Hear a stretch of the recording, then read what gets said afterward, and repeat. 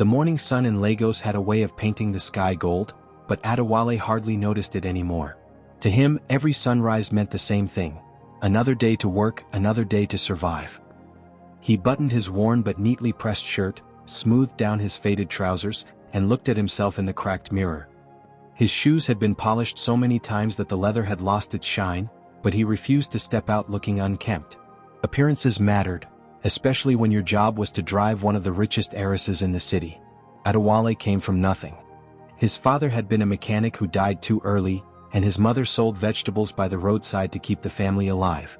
He had 2 younger siblings in school, and every naira he earned went into feeding them, paying fees, and making sure they didn't grow up with the same emptiness he felt as a boy. His job as a personal driver was a blessing, even if it reminded him daily of the gap between his world and theirs. Every morning he drove through neighborhoods filled with tin roofs and smoky bukas before crossing into Ikoyi, where high-rise mansions and luxury cars lined the streets like royalty on parade. And in one of those mansions lived her, Amara Williams, the billionaire's heiress. The only daughter of Chief Williams, a man so wealthy that his name alone opened doors in boardrooms across Africa. Amara had grown up wrapped in silk and marble, her life a magazine spread of elegance, wealth, and power. She was beautiful, almost untouchably so, with skin like smooth bronze, hair that flowed in waves, and eyes that could silence a room. To Adewale, she was both his employer and a reminder of everything he could never dream of having. Still, each morning he would park the glossy black SUV by the mansion gates, climb out respectfully, and open the back door as she glided in with her signature perfume that lingered long after she spoke. "Good morning, Adewale," she often said with a polite but distant smile. "Good morning, Ma," he would reply, his voice steady, hiding the way his chest tightened every time. They lived in 2 different worlds. She with her designer gowns and diamond-studded watches. He with his patched shirts and borrowed colognes. Yet fate, with its strange sense of humor, had placed them in the same car, every single day. What Adewale didn't know was that soon, his quiet admiration and her unshakable poise would collide in the most unexpected way. And it would all begin with a single desperate kiss. The day began like any other. The Lagos traffic was already swelling by mid-morning, horns blaring, Danfo buses weaving recklessly between lanes. Adewale's hands gripped the steering wheel with practiced calm as Amara sat in the back seat, scrolling through her phone. She had a meeting scheduled at one of her father's hotels on Victoria Island, and Adewale's job was to get her there safely and on time. He had done this route countless times before, but today something felt different. As they approached a busy intersection, Adewale noticed a black SUV behind them. At first he thought nothing of it. It wasn't unusual for cars to follow closely in Lagos traffic. But when he switched lanes, the SUV did too. When he slowed, it slowed. His instincts sharpened. "Madam," he said carefully, his eyes flicking to the rearview mirror, "I think we're being followed." Amara looked up from her phone, her brows knitting. "Followed? Are you sure?" Before he could answer, the SUV suddenly accelerated, cutting through traffic and swerving dangerously close to them. Adewale's pulse jumped. Whoever was inside wasn't just another impatient driver. "Hold on," he shouted. With a swift turn, Adewale maneuvered their car off the main road and into a narrow side street. The pursuing SUV followed immediately, its engine growling like a predator on the hunt. Amara gripped the seat in fear. "What's happening?"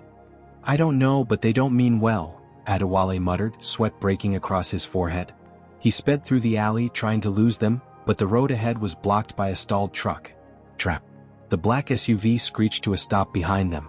2 masked men jumped out, guns glinting in their hands. Amara's eyes widened in horror. "Adewale." "Stay down," he barked, throwing the car into reverse. But before he could escape, one of the gunmen fired a shot at the tires. The car lurched violently, skidding to a halt. The masked men advanced quickly, one of them yanking open the back door. Amara screamed as they reached for her. In that split second, Adewale's body moved on pure instinct. He lunged across the seat, pulling Amara into his arms. A sharp chemical smell filled the air. One of the attackers pressed a cloth against her face. "No!" Adewale roared, striking out with all his strength. The men staggered, but the damage was done. Amara's eyes fluttered, her body going limp in his arms. She wasn't breathing. Panic surged through Adewale. He laid her across the seat, his hands trembling as he checked her pulse. Faint. Too faint. He had no medical training, but he remembered what his younger brother once told him about CPR. Without thinking, he bent over her, pressing his lips against hers in a desperate attempt to save her life. One breath. 2, 3. Please God, don't let her die, he whispered hoarsely. And then her chest rose. She coughed violently, her eyes snapping open. Adewale pulled back, relief flooding his entire being. But in that exact moment, the sound of police sirens pierced the air. The attackers scattered, fleeing back to their SUV before disappearing down the road. Amara sat up weakly, her hand on her lips, staring at Adewale in shock. Their eyes locked, hers wide with confusion, his filled with unspoken fear. The kiss had saved her life. But in the world they lived in, it was also the beginning of something far more dangerous than either of them could imagine. The sirens grew louder as police cars pulled into the street, their lights flashing across the broken glass and bullet casings. Neighbors peered from windows, whispering in fear, while curious passers-by gathered, phones raised, recording everything. Adewale climbed out of the car to explain, his shirt drenched in sweat, but the officer's eyes went straight to Amara. She was pale, shaken, and still holding her chest. One of the officers hurried over. "Miss Williams, are you all right?" Amara nodded faintly, but before she could answer further, someone shouted from the crowd. "Look, the driver kissed her." "I saw it." Heads turned. Murmurs spread like wildfire. A few people had indeed caught the moment on their phones, the billionaire heiress's driver bending over her, lips pressed against hers. The image looked intimate, scandalous, and completely out of place in their world of wealth and class. By the next morning it was everywhere. #driver and heiress trended on Twitter. Gossip blogs ran with headlines like, "Williams heiress caught in passionate kiss with her driver," and "Scandal in Ikoyi, forbidden love or desperate rescue?" Chief Williams exploded with fury. In his vast marble living room, he paced like a lion, phone in hand. "How dare you humiliate this family like this, Amara? Do you know what people are saying? That you, my only daughter, are sneaking around with a driver." "Father, it's not what it looks like," Amara tried to explain, her voice shaking. "He saved my life. I wasn't breathing." "Don't defend him," Chief Williams thundered. "He should have waited for paramedics. Do you know the damage this has done to our reputation?" Amara clenched her fists. Deep down, she knew Adewale had saved her, but how could she make her father or the rest of Lagos believe that? Meanwhile, Adewale sat in the tiny servant quarters behind the mansion, his head in his hands. He hadn't slept all night. His phone buzzed with messages from friends, some teasing, some mocking. His younger sister had even called in tears, asking if he was about to be arrested. The humiliation burned through him. All he had wanted was to protect her, but now the world painted him as a shameless opportunist who had stolen a kiss from the woman he worked for. By the following day, the storm only grew worse. Reporters gathered outside the mansion gates, cameras flashing, demanding answers. Inside, Chief Williams called Adewale to the main house. The room was tense. Amara sat in the corner, her eyes red from crying. Adewale stood before her father, his back straight but his heart pounding. "You are hereby dismissed," Chief Williams said coldly. "Pack your things and leave this property today. If I ever hear your name linked to my daughter again, you will regret it." Silence hung heavy. Adewale bowed his head slightly, his voice low. "Yes, sir." But as he turned to leave, Amara suddenly rose. "Father, this isn't fair." "Amara? No. He saved my life." Her voice cracked, but it carried the weight of truth. "If not for him, I would be dead. How can you punish him for that?" The chief's jaw tightened, but his pride was immovable. "Enough. You're not thinking clearly. This driver has already brought disgrace to our family. Do you want the whole world to believe you care for him?" Amara froze, her lips parting but no words escaping. Did she care for him? She didn't know. All she knew was the memory of his eyes, steady and desperate as he fought to keep her alive. And Adewale? He felt the sting of her silence more than her father's insults. He wanted to believe she would defend him. He wanted to believe she saw him as more than just a servant. But in the end, he was just a poor driver in a world that wasn't his. As he walked out of the mansion that evening, his bag slung over his shoulder, he thought his life with Amara was over. But he had no idea. Their story was only just beginning. Days turned into weeks, but the scandal refused to die.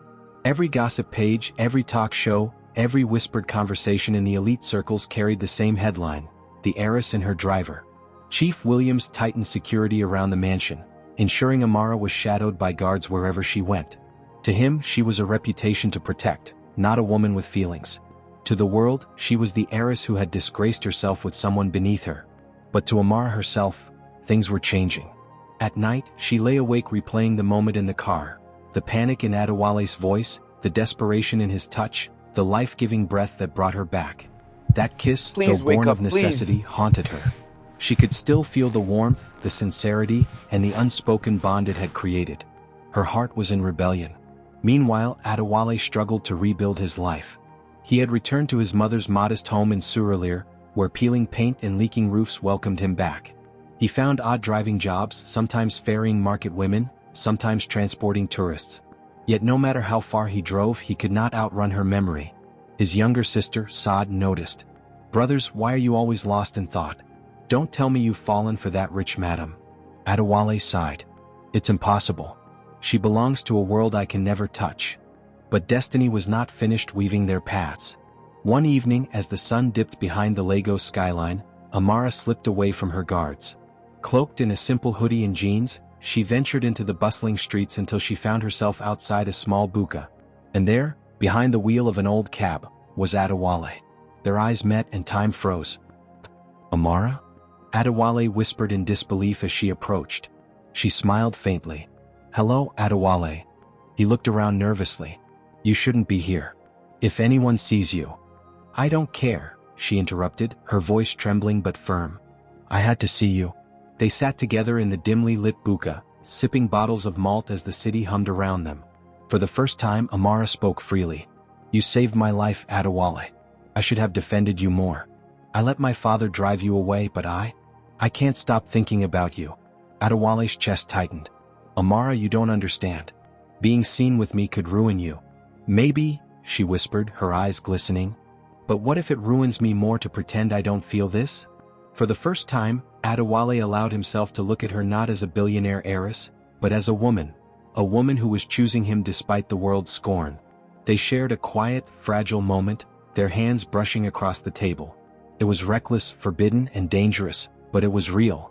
Yet even as they leaned into this newfound bond, shadows gathered around them. Unbeknownst to Amara, her father had arranged for her to be engaged to Senator Durojiya's son, a powerful union meant to secure the Williams empire. To him, Adewale was not just an embarrassment, he was an obstacle. The next morning, newspapers exploded again. Heiress secretly meets driver in Surulere Buka. Someone had seen them. Someone had betrayed them. Chief Williams summoned her, livid. "You will end this nonsense, Amara. You will marry the senator's son, and that's final." But this time, Amara did not bow her head. She lifted her chin, her voice steady. "Father, I will not marry for power. Not when my heart belongs to someone else." The room fell silent. It was the first time she had ever spoken such defiance. And though her father's wrath was certain, Amara had finally chosen her side. Against all odds, she had chosen love. The Williams mansion had never felt colder. Guards patrolled the gates, reporters camped outside, and Chief Williams's fury echoed through every marble hallway. Amara had defied him publicly, and for that she would face consequences. "Pack your things," he ordered. "You are moving to Abuja tomorrow to stay with the senator's family. Your nonsense ends here." Amara's heart clenched. She wanted to scream, but she knew her father was unyielding. Still, she whispered, "I will not marry him. I love Adewale." The words hit like a thunderclap. Chief Williams's face darkened, but before he could speak further, an elderly man stepped into the room, his personal advisor, Mr. Okonkwo. "Chief," Okonkwo said carefully, "perhaps it is time you knew the full truth about that young man." Both Amara and her father turned sharply. "What truth?" Chief Williams barked. Okonkwo sighed, his wrinkled hands clasped behind his back. "Years ago, when your company was struggling, you borrowed money from your best friend, Engineer Bamidele Adewale. You built your empire on his sacrifice. But when he died suddenly, his family was left with nothing. That boy, Adewale, is his son." Amara gasped. Chief Williams froze. What did you say?" he stammered. "It is true," Okonkwo continued. "I recognized him the day he first came to work here. But I stayed silent because you had already judged him by his poverty. The boy you call just a driver is the heir of the man who once saved you." The room fell into stunned silence. Amara's heart raced. Adewale, the poor driver she loved, was not just anyone. He was the son of her father's most loyal friend. A man whose legacy had been forgotten, whose bloodline deserved honor. For the first time, Chief Williams's voice cracked. "My God, what have I done? Meanwhile, outside the mansion, Adewale stood nervously at the gates. He had come not to beg for his job back, but to speak his truth. The humiliation, the scandal, the pain, it was too much. He wanted closure. But when the gates opened, Amara came running out. Her face was wet with tears, but her eyes glowed with something fierce. "Adewale," she cried, throwing her arms around him. "You're not just my driver. You're the son of the man who saved my father's empire. And you're the man I love." Adewale's breath caught. "Amara, what are you saying?" "I'm saying I don't care what the world thinks. I choose you." Behind them, Chief William stepped out slowly, his pride finally crumbling. His gaze softened as he looked at Adewale. "Your father gave me everything and I repaid him with nothing. If you love my daughter, then you already have more honor than I ever gave him. Forgive me, my son." For the first time, Adewale was called not boy, not driver, but son. The news broke again, but this time the headline was different. "Billionaire Heiress defies tradition, chooses love with driver revealed as forgotten heir." Some mocked, some celebrated, but none could deny the power of their love. Weeks later, Amara stood in a flowing white gown beneath the golden canopy of a Lagos sunset. Adewale, dressed in a simple but dignified agbada, took her hands in his. There was no scandal now, no shame, only two hearts that had fought against class, power, and destiny to find each other. "You once saved my life," Amara whispered as she gazed into his eyes. "And you saved mine," Adewale replied softly. As they kissed, not in desperation this time but in love, the crowd erupted in applause. What began with a desperate kiss had ended with a promise that love, no matter how impossible, would always find a way. And so, against all odds, the poor driver and the billionaire heiress wrote their own ending, one that no scandal could erase.